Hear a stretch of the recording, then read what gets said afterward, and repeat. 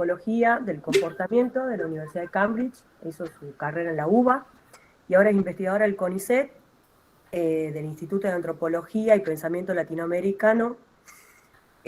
Su línea de investigación está vinculada con el uso sustentable de camélidos sudamericanos, con guanacos y vicuñas, y en esta charla nos va a contar un poco los desafíos y las oportunidades justamente para eso, para el uso sustentable. Calculo que tu principal enfoque, Gaby, será de Argentina, pero bueno, lo veremos en la charla. Bien, buenísimo. Bueno, gracias, Agus. A ver. Yo veo pantalla completa, ustedes no, pero... No, pero igual vemos bien la presentación, Se ¿no? ve perfecto. Bien. Bueno, entonces, bueno, gracias muchas por la invitación. Y bueno, justamente hoy vamos a estar hablando de los desafíos y oportunidades para el uso sostenible.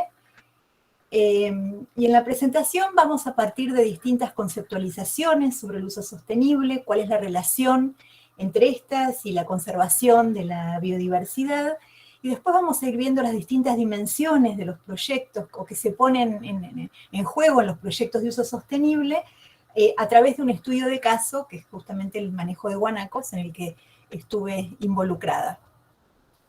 Entonces, las distintas miradas de los recursos naturales disculpen, pero no pude sino compartir estos emoticones, porque me parecen brillantes. Qué mejor que este reciente ejemplo que tuvimos acá en la provincia de Buenos Aires, como para ver en el terreno las distintas miradas sobre un mismo recurso, ¿no? Y también cuando pensamos en el uso sostenible tiene distintos significados para distintos actores sociales, sean privados o agencias públicas. Entonces, de hecho, el uso sostenible se está usando con muchos fines marketineros muy distintos a nuestro entendimiento del concepto. El concepto en realidad surge en 1980 con la Estrategia Mundial de la Biodiversidad y después se define en 1992 en la Convención de Diversidad Biológica, ¿no? Donde dicen el uso sostenible es el uso de los componentes de la diversidad biológica en una forma y a una tasa que no lleva a la declinación de la diversidad a largo término, manteniendo su potencial para satisfacer las necesidades y aspiraciones de las generaciones presentes y futuras. Como ven, tiene bastante similitud. Disculpa, Gaby, que te interrumpa, pero no están pasando las diapositivas. ¡Qué miércoles! Esto me pasó la vez pasada. Eso... Nos quedamos en la primera solamente.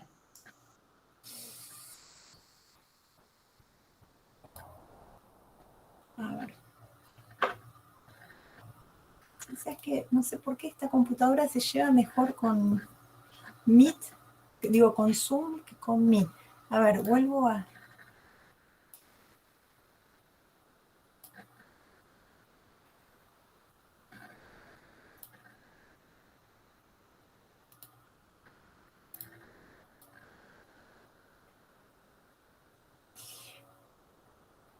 ¿Están viendo ahora la definición de la CBD? Ahora sí. Sí. Bueno, cualquier cosa vos andame avisando y comparto y descomparto, ¿no? No vamos a ver los emoticones. Claro. ¿No los vieron? No. Ah, son buenísimos. No los vimos. Ahora sí, ahora que paraste ahí lo estamos viendo. Ah, son buenísimos. Después si quieren se los paso, son muy simpáticos. Bueno, ¿y ahora ven la siguiente? Sí, ahora sí. La siguiente. Ah, bueno. Entonces, como decía, el término sustentable es usado de distintas maneras por distintos actores sociales. Bueno, uno de los ejemplos que probablemente Ramiro vio en Payuña es este cartel insólito que dice explotación petrolera más reserva natural igual desarrollo sustentable. Y bueno, entonces estaba diciéndoles, no sé si ven ahora la siguiente. Que sí, dice, la definición. Bien, la definición que da la CBD sobre el uso sostenible, que es la primera definición de uso sostenible que tenemos. Y después en el 2001, UICN dice, el uso sostenible, tanto extractivo como no extractivo, es un proceso dinámico hacia el cual se procura, de manera de mantener la biodiversidad y aumentar los servicios ecológicos y socioambientales, reconociendo que a mayor equidad y grado de participación en la gobernanza, mayor las probabilidades de alcanzar estos objetivos para las generaciones presentes y futuras.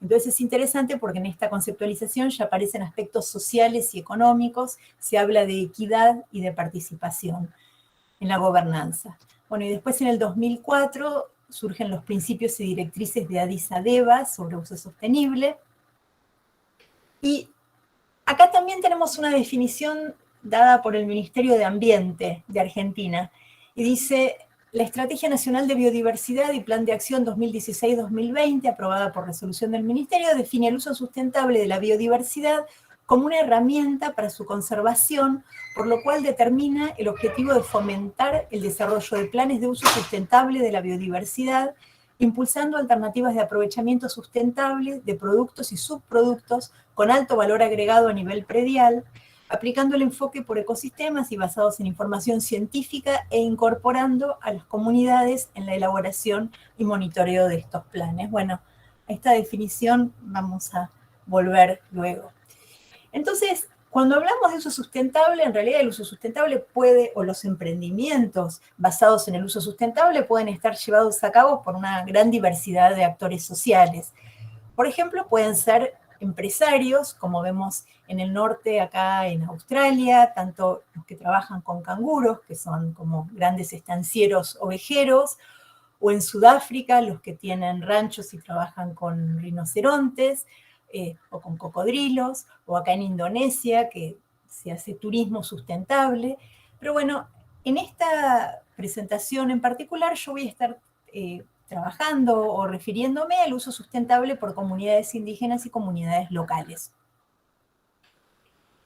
Y como ustedes saben, el conocimiento indígena y local ofrece perspectivas adicionales al uso sostenible, y estas perspectivas cada vez están siendo más tenidas en cuenta por las políticas públicas a nivel internacional.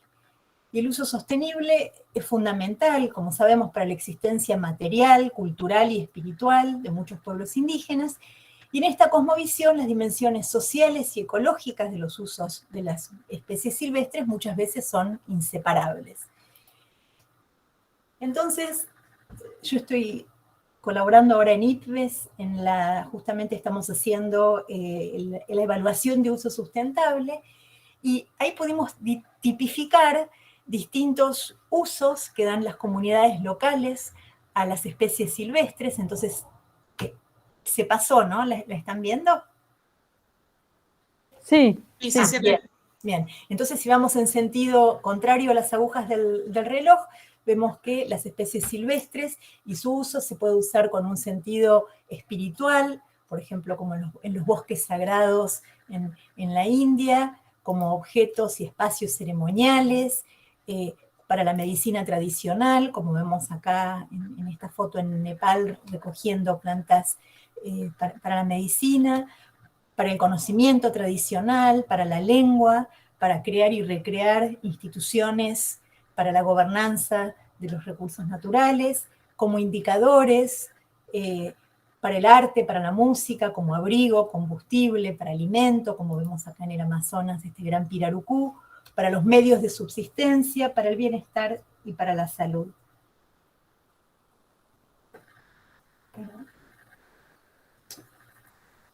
Entonces, complementando esto con datos de la evaluación de IPBES a nivel global, la pesca en pequeña escala es una fuente importante de alimentos, ingresos y actividades sociales y culturales para millones de personas de comunidades indígenas y locales, especialmente aquellas que son pobres y marginadas. El comercio basado en la pesca a pequeña escala sostiene a 120 millones de personas, y un estimado de 1.5 billones dependen de bosques y especies silvestres para la comida, abrigo y medicina, y el 2.8% de la población depende de la biomasa para generar energía. Y la caza, como sabemos, la caza de subsistencia también contribuye a la seguridad alimentaria de muchísimas personas. Sin embargo, muchas veces los usos y necesidades locales entran en conflicto con agendas de conservación, en general de corte más proteccionista, o con grupos antiuso, especialmente de países del norte, y así cada vez estamos viendo como que estas distintas percepciones o cosmovisiones entran en conflicto, y uno de los ejemplos más claros es, por ejemplo, dentro del grupo de uso sostenible de UICN, una de las grandes discusiones es sobre la caza, ¿no? Y sobre la caza de trofeos. Y tenemos los grupos anticaza, tenemos los grupos que usan a la caza como estrategia de conservación para generar ingresos a nivel local, y tenemos estos mismos grupos que no tienen problema en avalar la caza cuando se trata de caza, por ejemplo, en Estados Unidos o países del norte con fines deportivos. Entonces, en definitiva, lo que vemos es que no existe una definición consensuada y compartida de uso sostenible, que es objeto de tensión y disputa entre el norte y el sur, entre comunidades locales, gobiernos y científicos, y de hecho en las últimas reuniones que hubo de la CBD justamente contaban de la gran diferencia que había entre cómo se veía el uso entre distintas regiones. Hay distintas miradas sobre el uso sostenible que vienen de distintos actores sociales. Para algunos es una oportunidad de negocios, mientras que para otros el uso es un medio de subsistencia. Y la sostenibilidad es una trayectoria, y es un fruto de una negociación, evaluación y reformulación permanente, o sea, no es estática. Entonces, si integramos esto a la historia reciente de la conservación, como sabemos, en el siglo XIX el paradigma imperante de la conservación era lo que llamamos conservación sin personas, o en inglés es fortress conservation, donde los habitantes locales fueron despojados de las tierras y de sus medios de subsistencia, en general por países coloniales que no veían, que querían garantizar ambientes prístinos o cotos de caza donde poder hacer sus cacerías.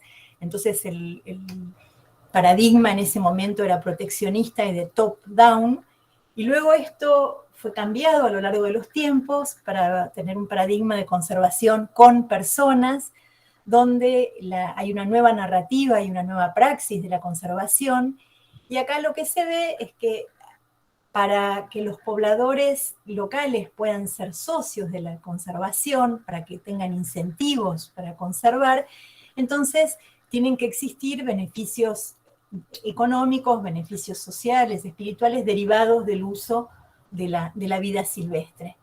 Entonces, estos empiezan a surgir en los proyectos de utilización sustentable de vida silvestre, que están acompañados de los desarrollos teóricos de Elinor Ostrom, de Fikret Berkes, de Bill Adams, y se empieza a hablar de una conservación de abajo hacia arriba, de devolución de derechos, de participación social, de gobernanza.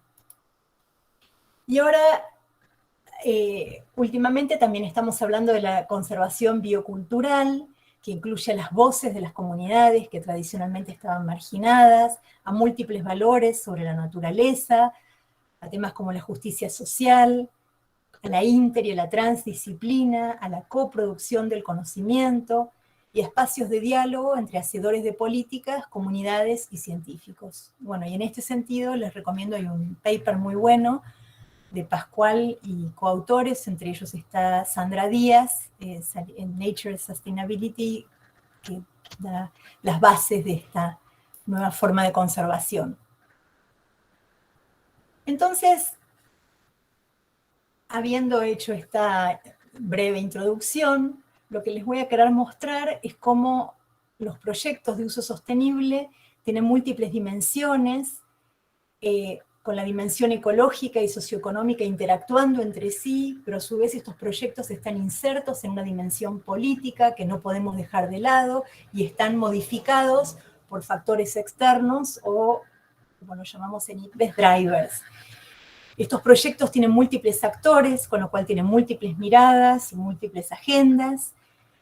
Hay relaciones de poder tanto hacia adentro de las comunidades como entre los distintos actores que intervienen en los proyectos, y en general se extienden por fuera de las comunidades para incluir también vínculos institucionales a distintos niveles de organización, y son muchos de ellos a múltiples escalas, local, municipal, provincial, nacional, y en algunos casos, como el que les voy a presentar ahora, hasta internacional.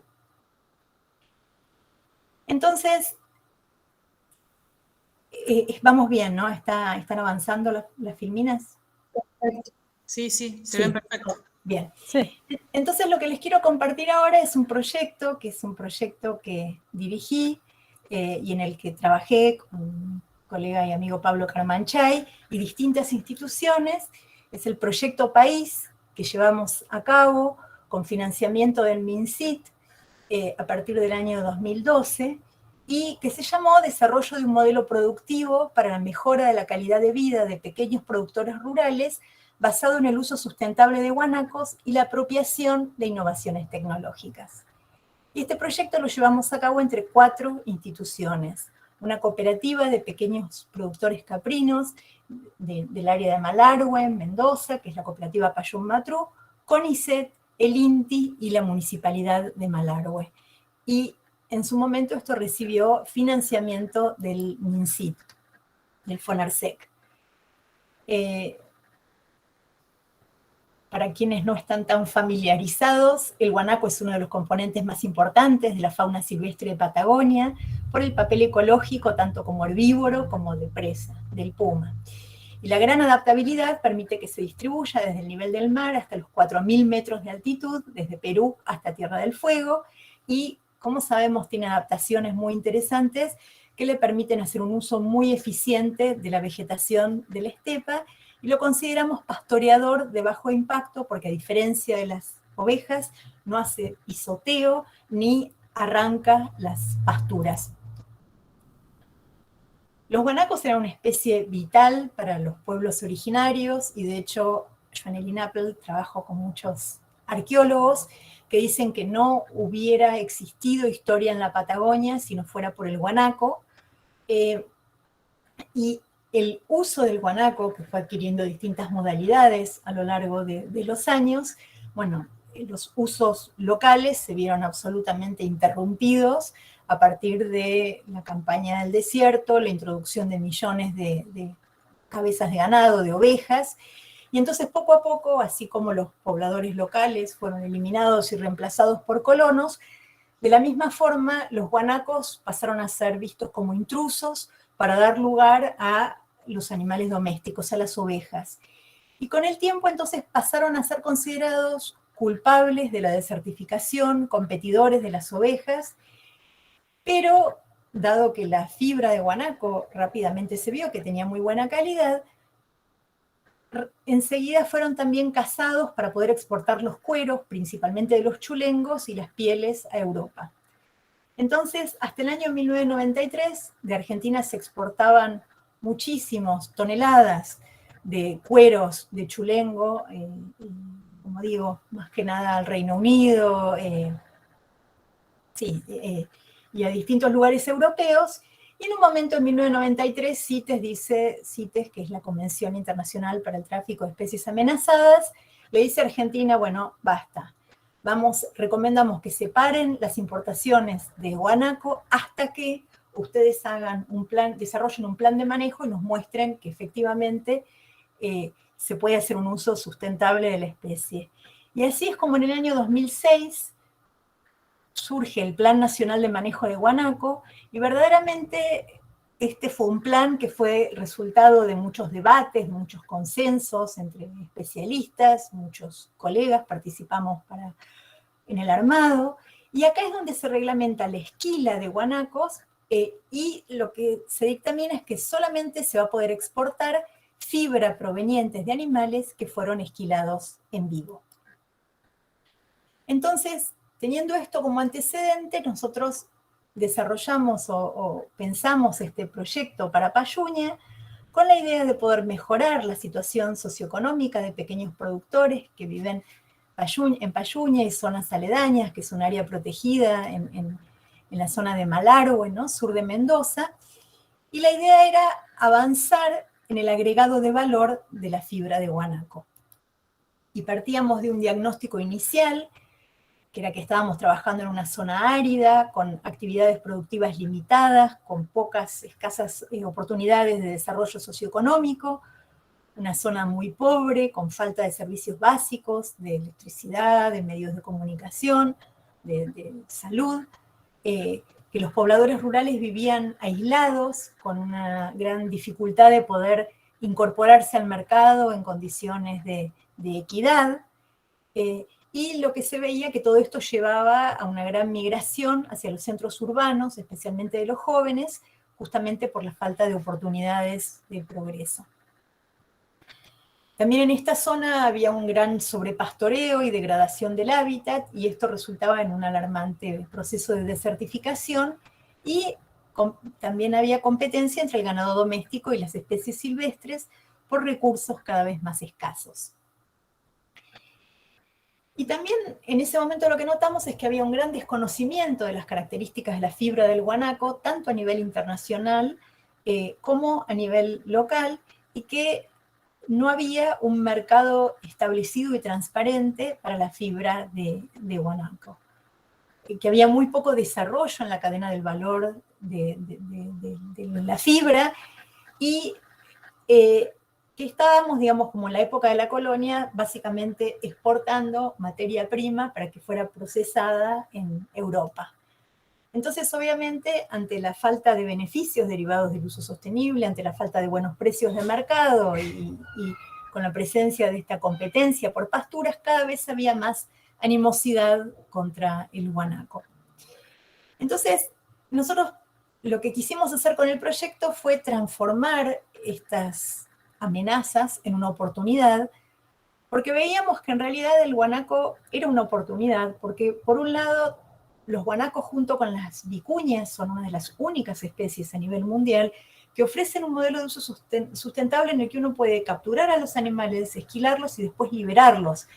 Entonces, a diferencia de los proyectos que hay, por ejemplo, con carpinchos o con yacarés o con otros animales que terminan muertos, acá podemos estar trabajando con animales vivos, y además podemos estar trabajando con animales vivos a los que podemos cuidar, y de hecho en el grupo de especialistas en caméridos sudamericanos desarrollamos un protocolo de bienestar animal para poder trabajar con altos estándares, minimizando el impacto del uso de la especie sobre los animales. Y también veíamos una oportunidad interesante porque Argentina es el país que tiene mayor población de guanacos a nivel mundial, entonces esta era nuestra oportunidad de poder exportar productos de esta fibra de altísima calidad. Y bueno, veíamos que a partir de valorizar esta especie nativa podíamos mejorar los ingresos de los pobladores locales, recuperar tradiciones ancestrales, cuidar el medio ambiente. O sea que esto era una cuestión como virtuosa, y para esto, bueno, entonces es que armamos este equipo interdisciplinario. Y durante años el proyecto fue como la niña mimada del MinSIT, incluso en una de las propagandas, bueno, Barañao hablando del proyecto, o en distintas presentaciones que hicieron, decían, bueno, en este proyecto, como les voy a contar, nosotros quisimos instalar una planta procesadora de fibra, y desde el MinSIT esto se veía como que instalar la planta procesadora de fibra implica crear fuentes de empleo, evitando migración a ciudades, las actividades asociadas como provisión de energía eléctrica, procurar llevar comunicación, capacitaciones y turismo tendrán un efecto de derrame en toda la población local. Argentina es un país con mayor población mundial de guanacos, como dije, entonces tenemos oportunidad de poder confeccionar hilados de gran calidad y conservar la especie.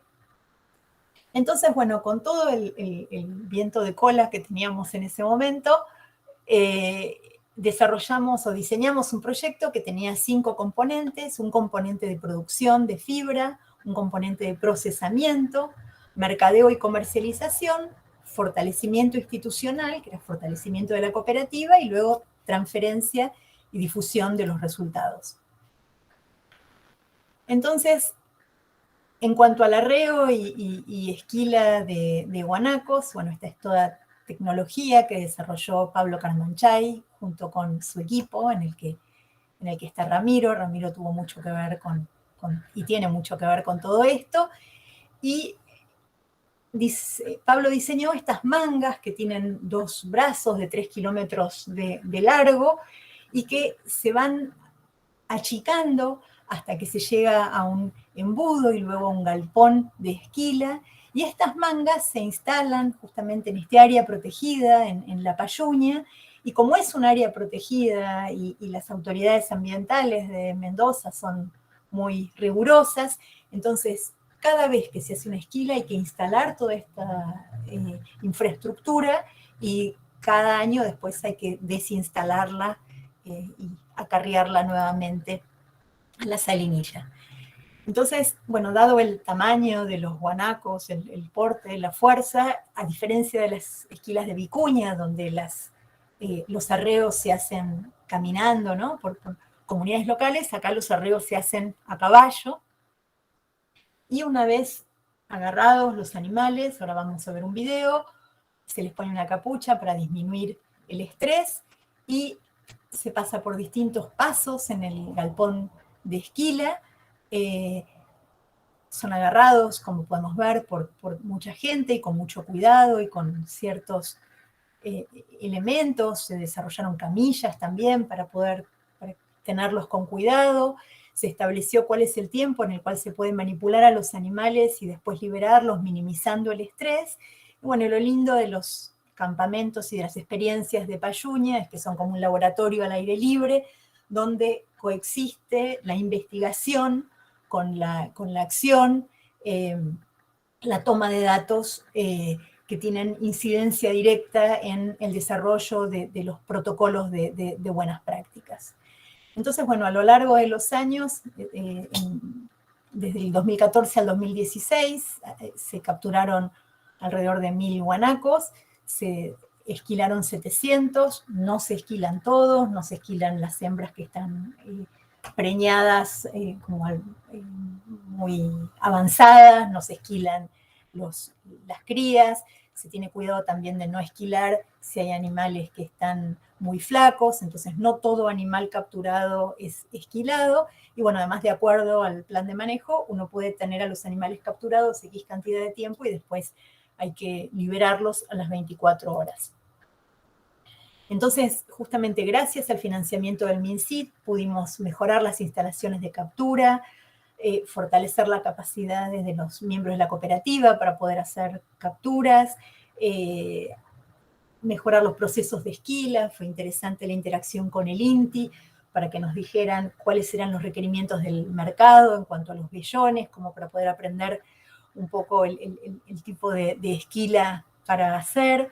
Se hicieron módulos de capacitación para poder, la idea acá era poder hacer una experiencia demostrativa e interesar a productores patagónicos con esta experiencia, y también se desarrollaron métodos de evaluación del estado poblacional. Y bueno, uno de los temas más complejos en el proyecto fue la construcción de una hilandería. Bueno, en el discurso inaugural, Barañao dijo, bueno, esto es como una hilandería en la luna, porque verdaderamente en un paisaje que uno podría decir, viniendo desde acá, que es la mitad de la nada, se pudo construir una hilandería y pudimos importar material de Canadá especializado como para poder hacer el procesamiento de la fibra. Entonces, ahora les dejo de compartir esto y les paso a compartir un video. Y como dije, les dejé el link ahí, entonces si llegara a ser que no se viera bien, me avisan.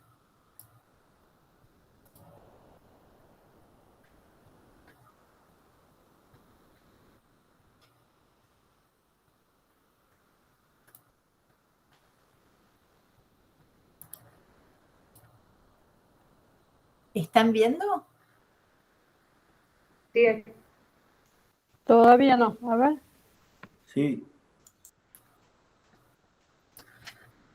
A ver. Ahí sí se ve. Bien. Se ve. Sí, se ve. Ahora sí. Sí.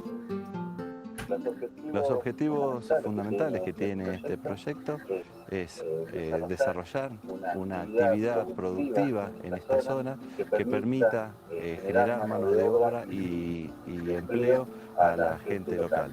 Y el segundo objetivo que tiene este proyecto es, a partir del uso sustentable de la especie, transformarlo en una herramienta de conservación del guanaco. El grupo de la cooperativa está conformado con pobladores del área protegida, donde participan familias enteras. Nosotros vemos en el campamento las madres con sus niñitos, ayudando en la cocina, ayudando en la estila.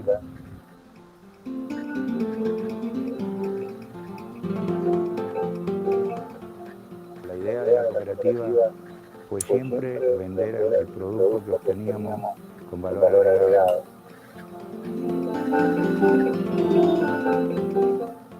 Se ha comprado maquinaria textil especializada que será utilizada para procesar la fibra de guanaco.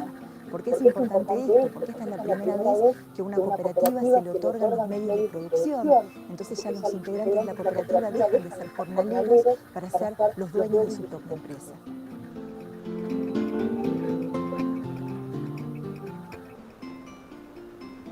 Hemos hecho 500, 600 gramos en medio día, 4 horas. Preparando bien la mecha, sale muy bueno. Es rapidísimo. Yo antes, la rueca esta, para 1 kilo me demoraba 1 mes y medio, más o menos. Ahora, en 8 horas podemos tener 1 kilo de guanaco.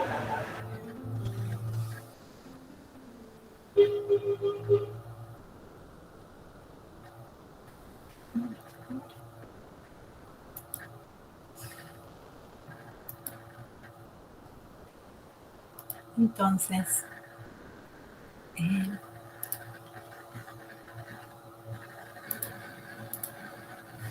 volvemos a la presentación.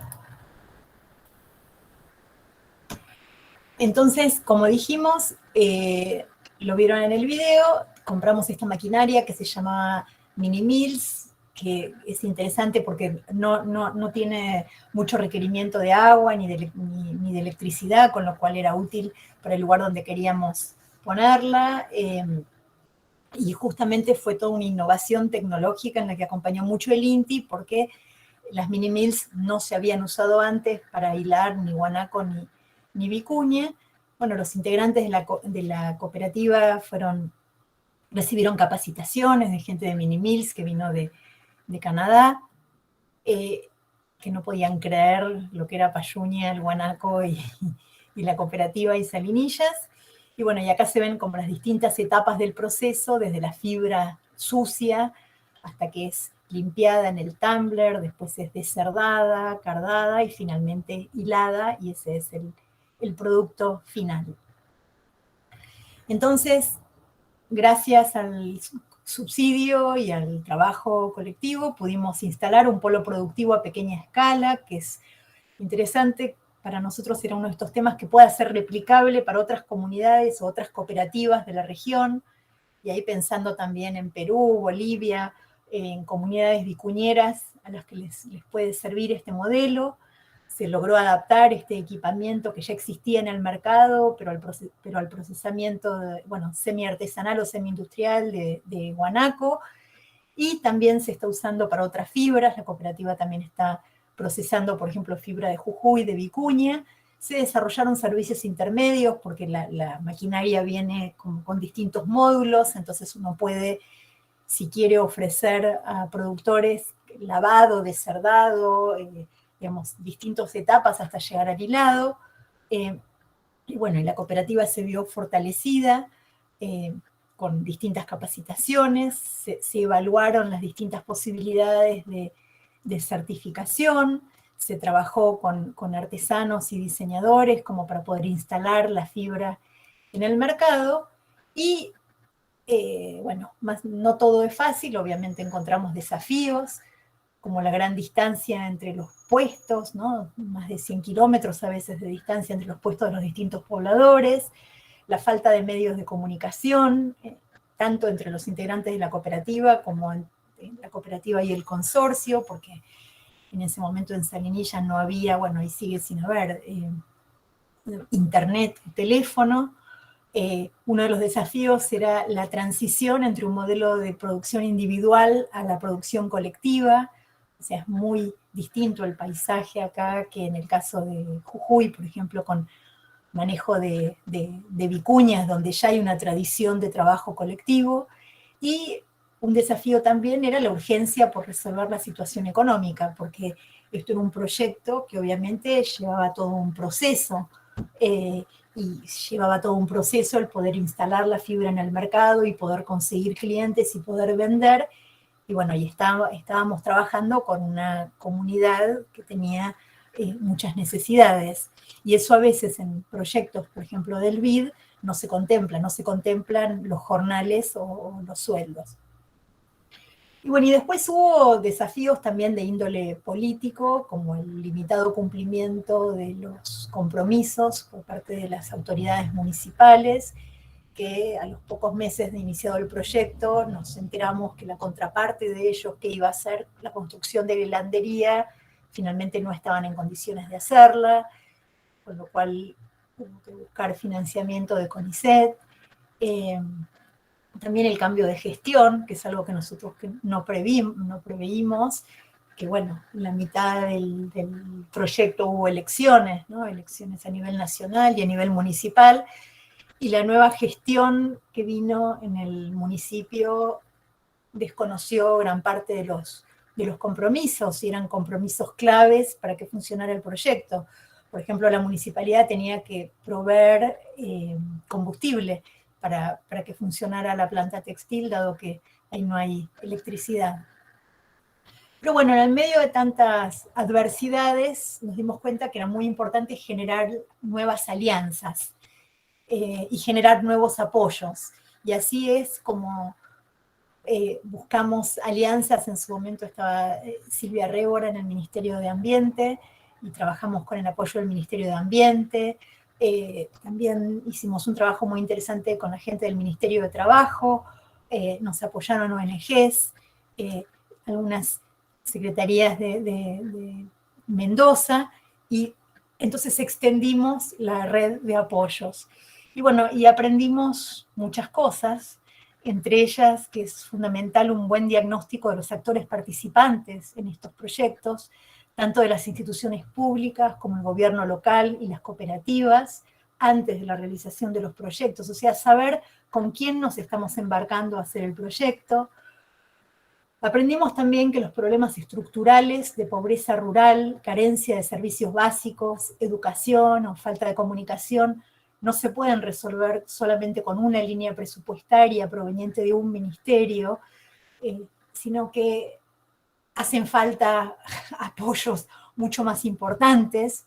Entonces, dada la naturaleza holística, se precisan soluciones integrales que comprometan a la nación, a los municipios y a varios ministerios. Bueno, aprendimos de la importancia de las políticas públicas favorables, porque el proyecto no hubiera sido posible sin el apoyo del gobierno nacional, ¿no? Que en ese momento estaba muy importante en sostener apoyos en proyectos con inclusión social. Y bueno, y en ese momento también todas las instituciones públicas estaban alineadas con esta política de inclusión social. Bueno, aprendimos de la importancia de crear redes, alianzas, grupos de apoyo. Y aprendimos que los procesos sociales para generar instituciones robustas y transparentes son mucho más largos que los proyectos, ¿no? Estos proyectos en general duran 4 años, pero el trabajo es mucho más largo.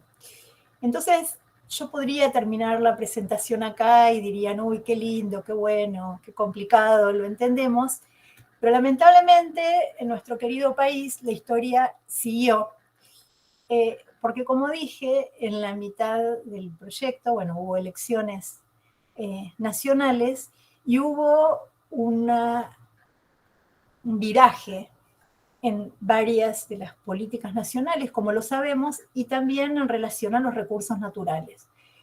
Entonces, el lobby que estaban haciendo poco a poco estancieros, más que nada santacruceños, para sacarse de encima a los guanacos, para declarar a los guanacos como especie plaga. Esto fue un lobby que habíamos podido en cierta forma frenar desde el grupo de especialistas años anteriores. Bueno, cada vez se hizo más fuerte y finalmente tuvo llegada a la entonces denigrada Secretaría de Ambiente. Y así es como se crea una mesa interinstitucional sobre manejo del guanaco para coordinar y establecer un proyecto de uso sustentable de guanacos silvestres.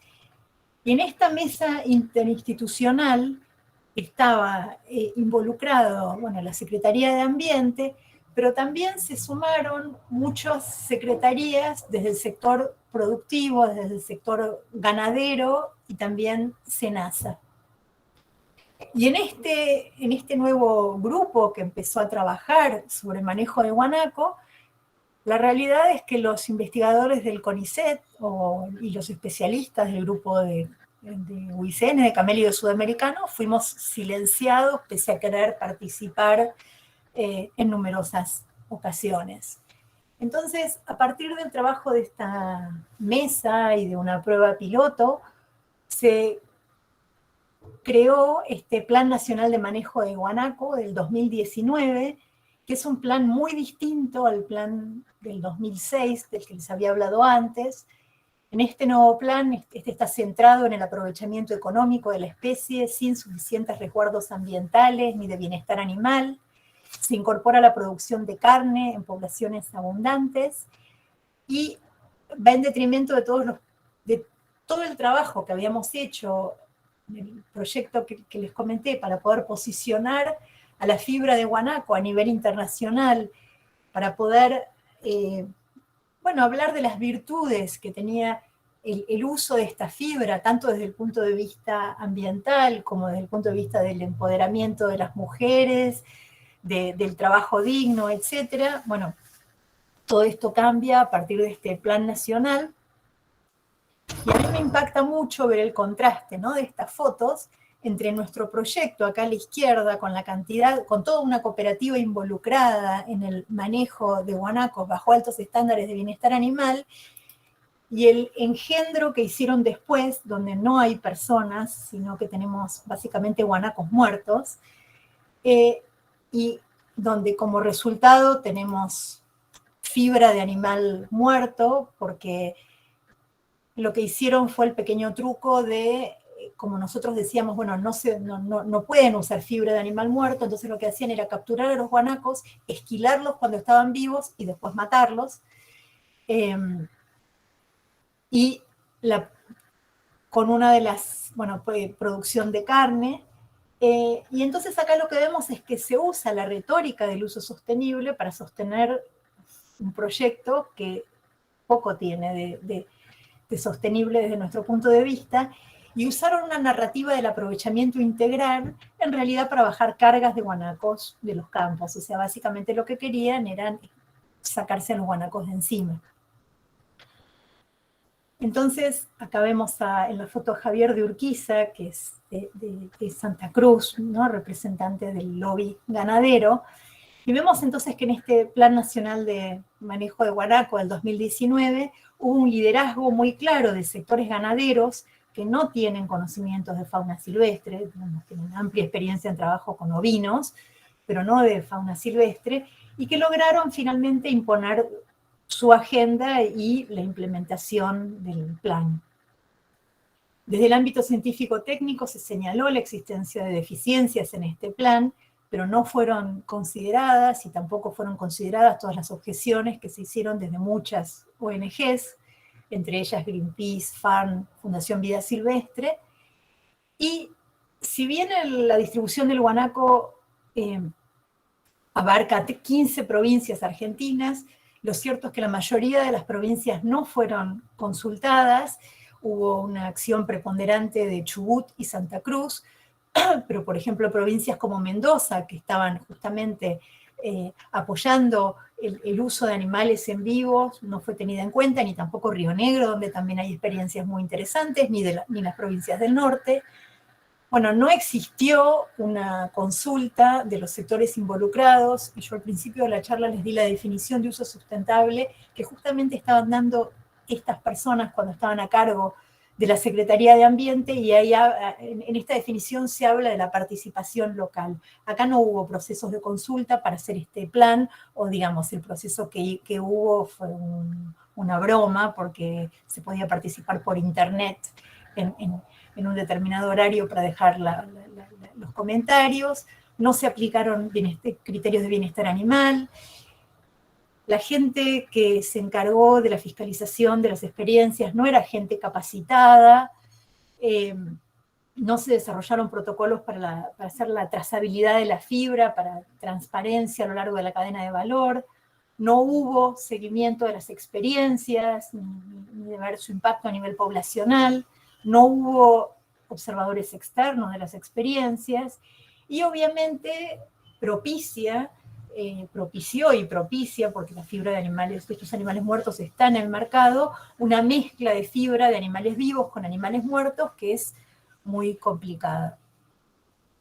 Entonces, en base a todo esto, en el Congreso Mundial de la Naturaleza de UICN, se propuso una resolución que ya fue aceptada, en la que se solicita al gobierno argentino que se suspenda la implementación del Plan Nacional de Manejo de Guanaco, con el fin de incorporar los cambios que garanticen la viabilidad de la gestión de poblaciones de guanacos en toda el área de distribución y el control efectivo de la sobreexplotación y caza ilegal, que se elabore por consenso con sectores interesados y provincias del área de distribución un plan nacional, y que sean revisados todos los antecedentes científicos, y que tenga un sistema de trazabilidad eficaz que permita identificar y diferenciar en el comercio la fibra obtenida de esquila de guanacos vivos respecto a la proveniente de la esquila de animales muertos.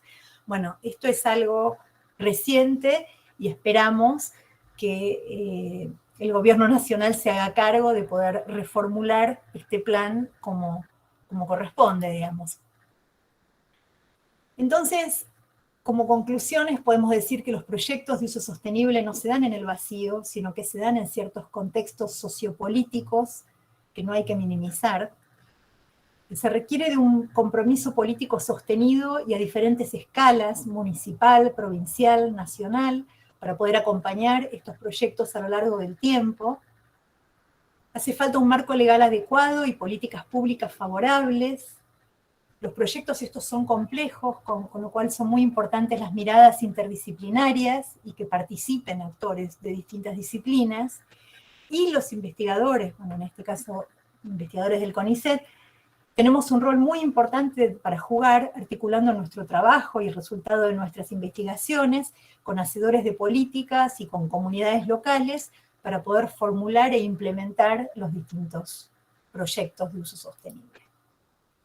Bien, aquí terminamos. Muchas gracias.